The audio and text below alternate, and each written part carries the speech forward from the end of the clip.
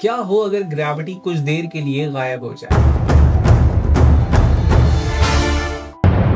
Gravitational force एक attractive force है जो दो मासेस के दरमियान पाई जाती है। जितना बड़ा मास होगा उतनी ही बड़ी ग्रेविटेशनल फोर्स होगी। यही वो ग्रेविटेशनल फोर्स है जिसकी वजह से अर्थ सन के गिर्द घूम रही है।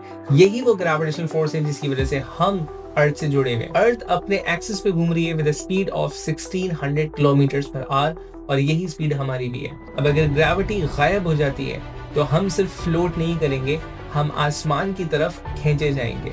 और सिर्फ हम ही नहीं, तमाम गाड़ियां, जानवर, even the lamp post, trees and large buildings ये हवा में उड़ने लगेंगे। समंदर और दरियाओं का पानी एक बड़े से सैलाब की तरह हवा में उड़ा होगा। तमाम बहरी जहाज और समंदरी मखलूकात हवा में पाए जाएंगे। अर्थ के एटमॉस्फेयर में मौजूद एयर एंड तमाम गैसेस स्पेस की सिमत रिलीज होना शुरू होंगी। हम सफोकेट करेंगे and there would be sudden changes in temperature and pressure. Earth का क्रस्ट खुलने लगेगा एंड वोल्केनिक इरप्शंस होंगी। There would be large amount of earthquakes and huge tsunamis. तो ग्रेविटी का जाना हमारी सोच से ज्यादा तबाही रखता है।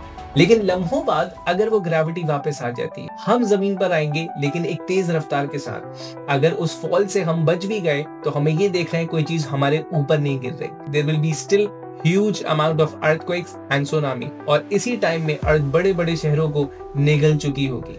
सो दिस फोर्स ग्रेविटी जिसको हम फॉर ग्रांटेड लेते हैं, we should be thankful for it.